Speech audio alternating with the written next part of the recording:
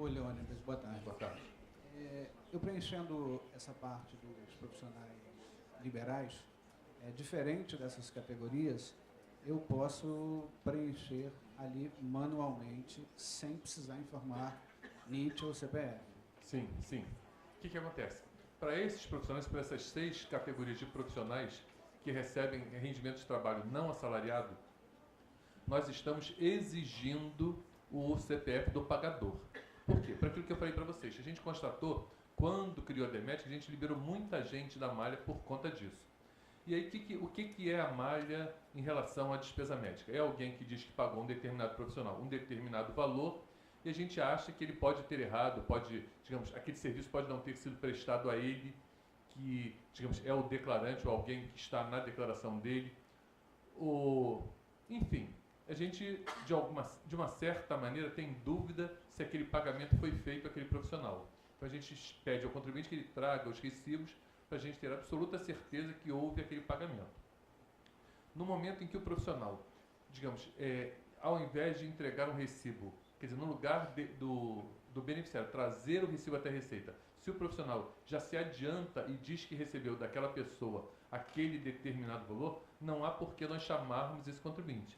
Então, a nossa expectativa é, num futuro próximo, num curto espaço de tempo, deixar de exigir que o contribuinte traga o recibo para que comprove a despesa. Tá? Bom, isso no caso dessas profissões, por quê? Porque são despesas dedutíveis. São despesas médicas e com advogado, que no caso do advogado pode ser exclusão da base de cálculo. Ok? Nas demais profissões, a gente até permite que o contribuinte informe o CPF do beneficiário, digamos, do pagador e do beneficiário de serviço. Que pode ser interessante para ele. Imagine, de repente, eu estou imaginando aqui um arquiteto, por exemplo. Ele tem lá sua clientela e ele quer saber exatamente quanto cada um dos seus clientes contribui para a renda dele. Se ele for lá nessa ficha e preencher o CPF dos seus clientes com os valores, ao final do ano, quer dizer, no ano seguinte, ele consegue saber exatamente quanto cada um contribuiu para o enriquecimento dele. Pode ser interessante para ele, mas a gente não exige isso. Então, o contribuinte que queira usar essa ficha, ele pode preenchê-la sem informar o CPF. Ele pode informar, mas pode também não informar. Só vai precisar informar se for uma dessas 6 profissões, ok?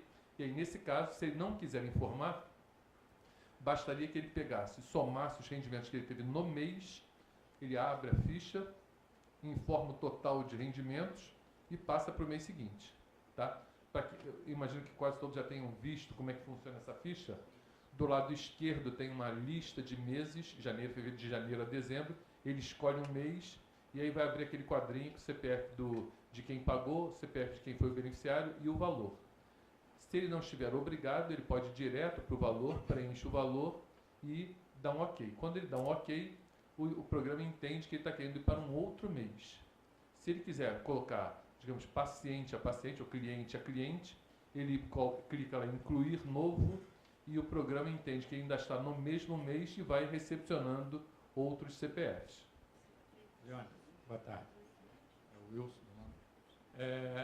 Bom, quando você chegou nesse quadro aí, eu vou apresentar um caso, por acaso particular meu, mas como eu faço pô de renda de outras pessoas e tal. Eu tenho uma atividade principal, que eu sou titular de escritório de contabilidade, então boto lá meu código de atividade, propriedade de empresa, né? E só que eu tenho uma segunda atividade, que eu presto serviço para um órgão público, sou perito judicial, e tenho recolhimento com retenção 0246. Então, até 2013, o que eu fazia? Eu identificava.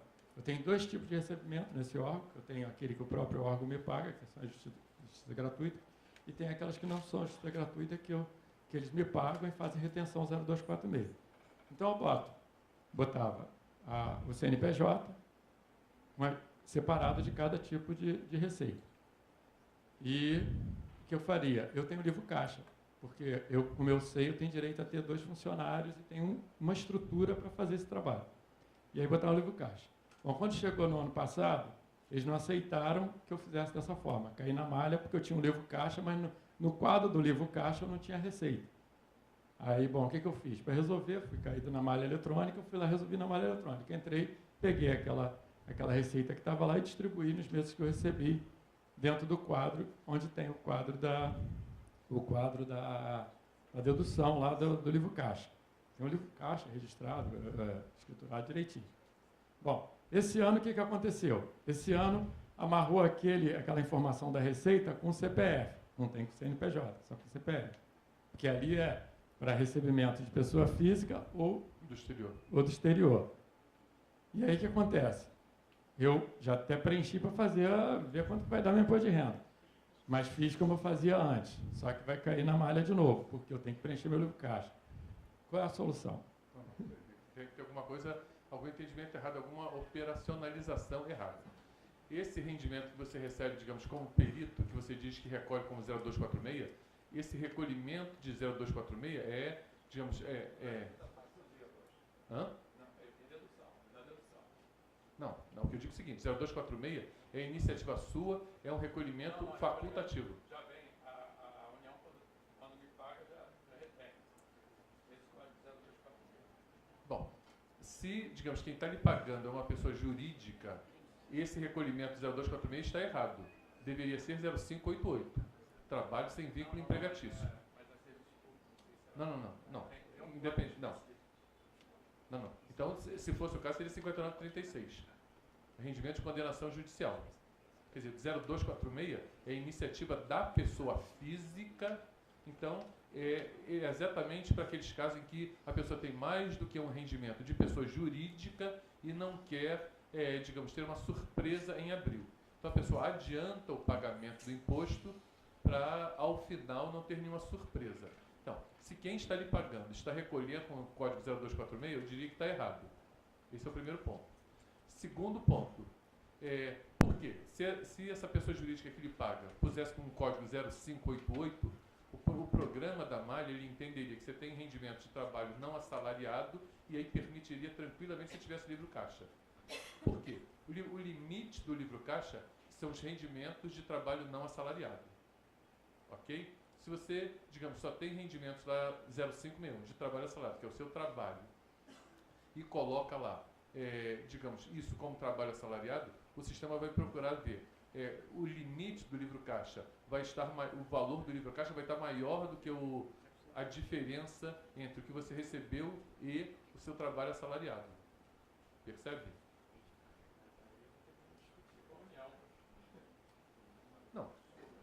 Mesmo dessa maneira, se eles lhe pagam e recolhem, digamos, no seu lugar como 0246, é só você pegar esses valores e colocar lá como recebido de pessoa física.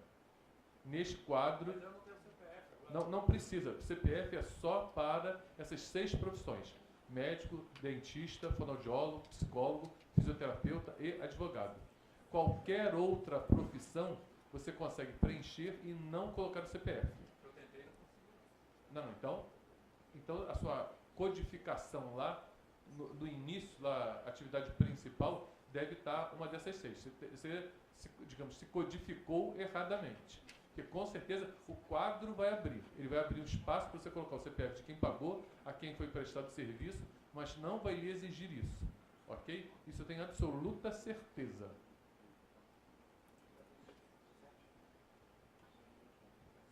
Olha, um caso de um médico que ele tem 95% do rendimento dele pelos planos de saúde. E o que acontece? A despesa dele fica maior, porque pouca coisa ele dá de receita. Então, o livro caixa dele já está feito e eu percebi que a despesa só existe despesa, a receita é muito pequena. Esse valor vai ser compensado quando a Unimed, por exemplo, mandar o informe de rendimento ou não? Veja bem, se vocês lembram, se alguém já usou o programa do Carnelião, você vê que o programa do Carnelião ele tem 2 contas. A conta de recebimento de pessoa física e a conta de recebimento de pessoa jurídica. O que o programa faz? Ele considera como limite do livro caixa a soma dos 2 rendimentos, de pessoa jurídica e de pessoa física.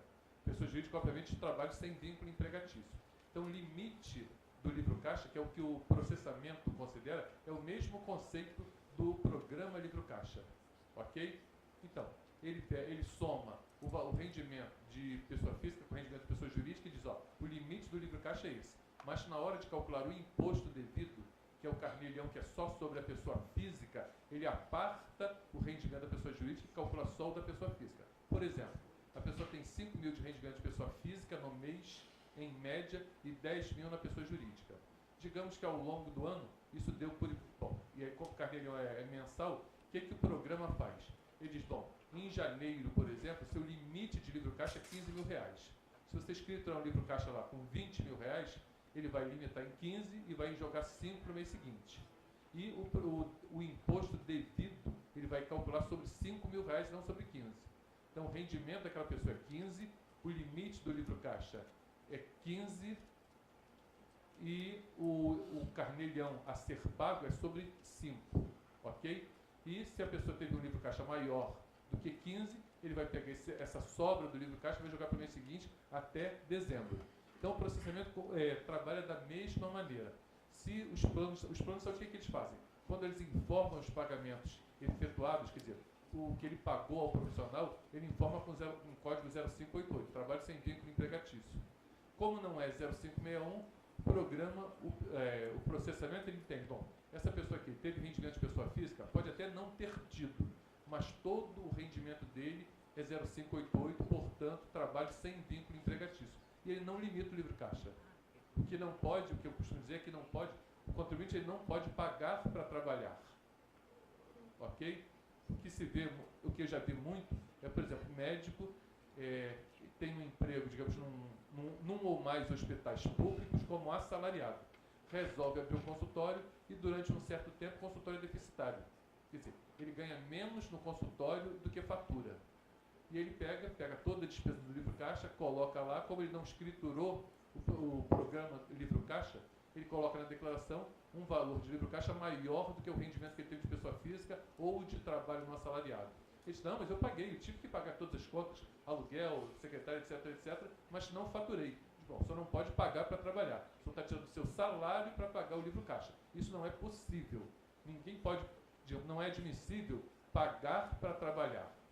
Ok? O limite do gasto é o rendimento de trabalho sem vínculo empregatício, que é o que comporta o livro caixa. Ele não pode, digamos, usufruir do benefício do livro caixa sobre trabalho assalariado. Ok? Boa tarde. No caso dos taxistas, informa nessa ficha, na coluna outros?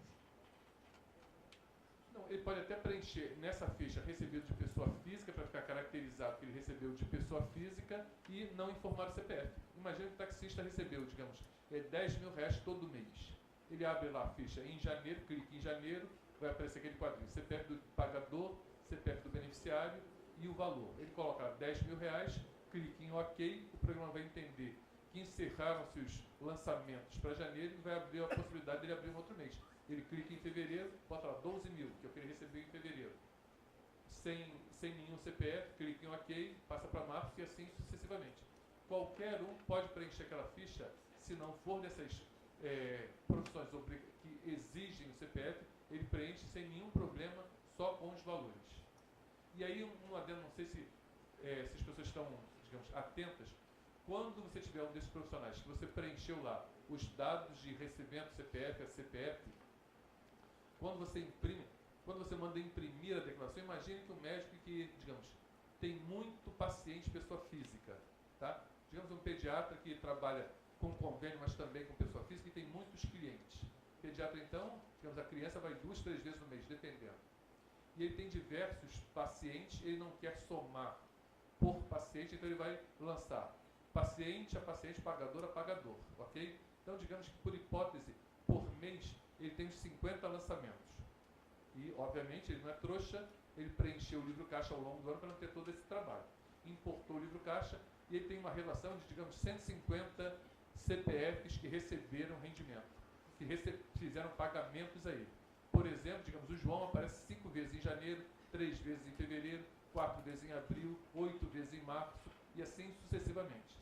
Na hora de ele mandar imprimir a declaração, se a gente, digamos, como default, quer dizer, como de cara, mandasse imprimir também esta relação, não ia ter caixa de papel que aguentasse. Quer dizer, ia ser uma chiadeira geral se a gente obrigasse as pessoas a imprimir essa relação.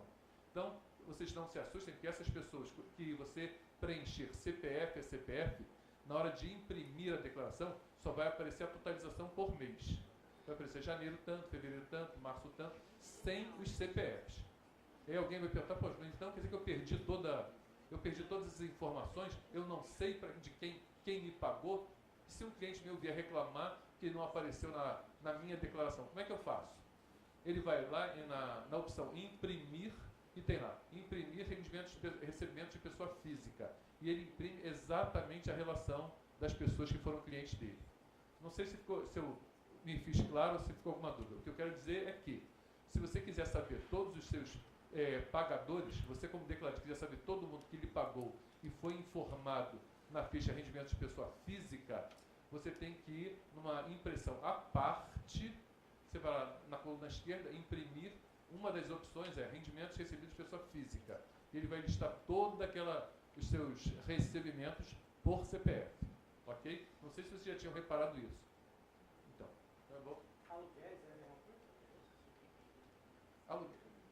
Se você informar nessa ficha de rendimentos recebidos de pessoa física, de trabalho não assalariado, você até poderia colocar o aluguel ali.